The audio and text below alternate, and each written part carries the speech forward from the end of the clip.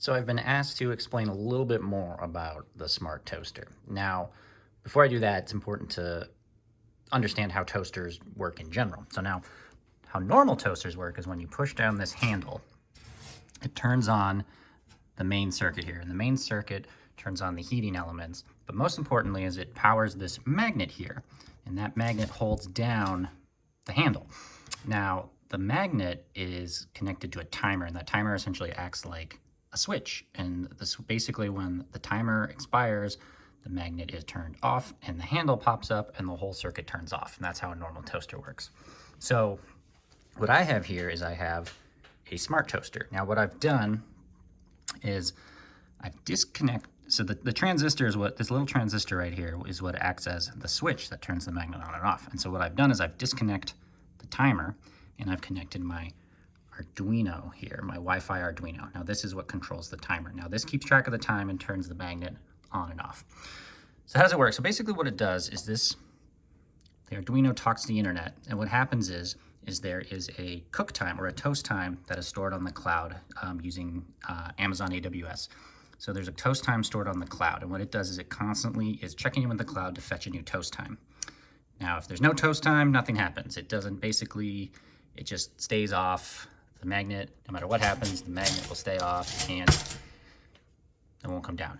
But once a toast time is taken in, it'll basically turn the magnet on, which will hold down the handle. When the handle comes on, it'll trigger the timer on the chip, which will then basically, when that time expires, the chip will turn the magnet off. And so how it all works here is I got a little built-in web UI here. I did it on web. This is on an S3 bucket because that way it could work on Android and iOS, but it's just a mobile web page.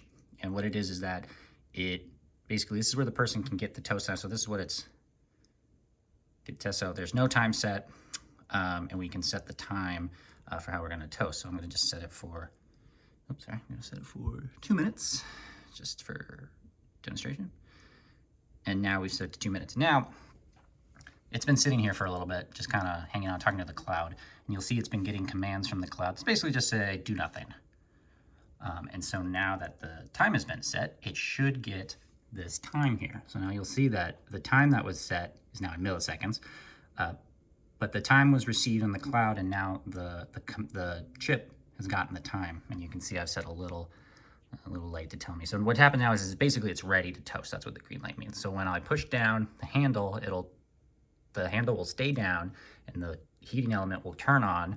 I got some toast here for the amount of 120,000 milliseconds or 2 minutes. So I'll just do that here. And so now the LED is changed just to tell me that it is cooking. And unless you want to sit here for 2 minutes, I suggest fast forwarding so you can see that it'll pop up.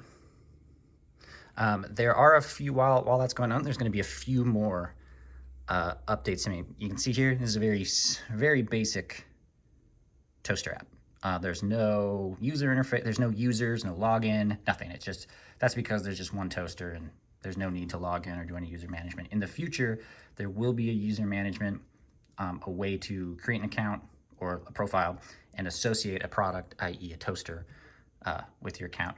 The second thing you'll see here is that while it's cooking, or toasting, it's not checking in with the cloud anymore, and that's not good because what happens if you say you want to cancel your toast? It would have no idea unless you unplugged it, and that's not how you want to do things. So there'll be a future loop that will, while toasting, continue these checking in with the clouds. And the final thing is that this is not something you would put on your kitchen table. We got to put the cover back on and figure out a way to get all of the electronics inside and working off of one power source. You can see the chip is also powered by the computer. I want it to be powered by the toaster. So some future things. However, we've gotten to a good point. It's been a great milestone. I've learned a lot about websites. Everything is hosted on Amazon using Lambda functions and an API Gateway. Thank you to Alex Haynes for helping me learn that. And we should be approaching 2 minutes soon, I imagine. This has to be the most exciting video on YouTube right now. Like, I just can't imagine, like, this has to be, yay, toast. And you can see, yes, it does toast. A lot of people in my first video asked me, does it actually toast? And yes, it does, you jerks.